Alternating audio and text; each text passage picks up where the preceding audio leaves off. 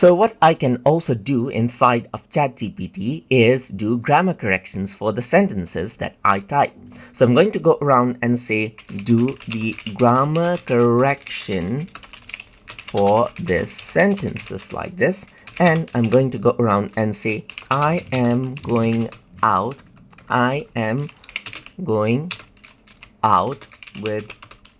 my friends.